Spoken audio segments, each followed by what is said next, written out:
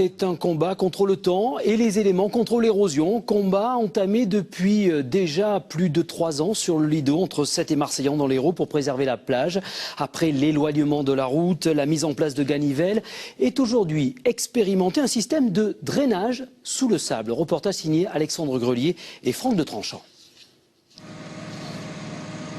Jour après jour, grain après grain, la plage s'échappe inexorablement vers la mer. Cette machine, une trancheuse enfouisseuse, va peut-être permettre d'inverser la tendance et de lutter contre l'érosion.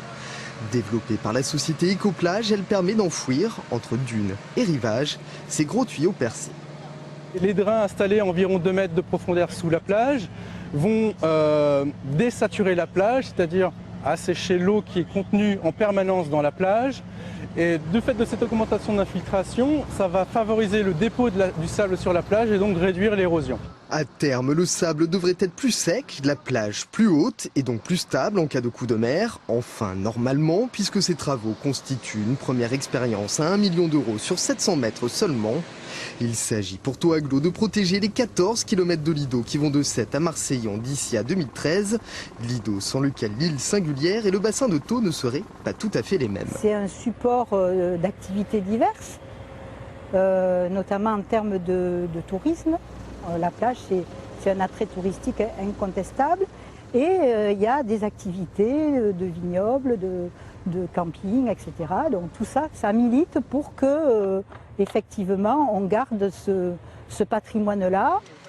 Un second système sous-marin permettant, lui, de réduire la houle doit être testé à l'automne. La solution définitive sera installée d'ici la fin 2013, solution qui panachera peut-être les 2 dispositifs pour que familles et touristes puissent profiter encore longtemps de la plage. Et ce système de drainage a été mis en place voici 3 ans et demi déjà sur la côte de Picardie, soumise, elle, à de fortes attaques plus fortes régulières au moment des marées océaniques pour éviter la disparition à terme de la plage de Quinte. Premier bilan signé Sabine Godard.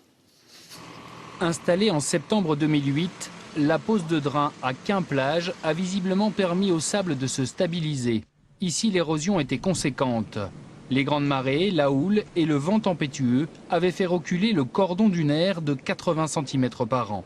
Conséquence, la mer se rapprochait dangereusement de la ville. En 2010, les premiers constats sont visuels et positifs. Ce système, c'est génial. Ça marche. J'ai déjà au moins 25 cm de gagné. En 4 ans, la stabilisation du trait de côte est bien réelle et au fur et à mesure du temps, la largeur de la plage ne bouge plus.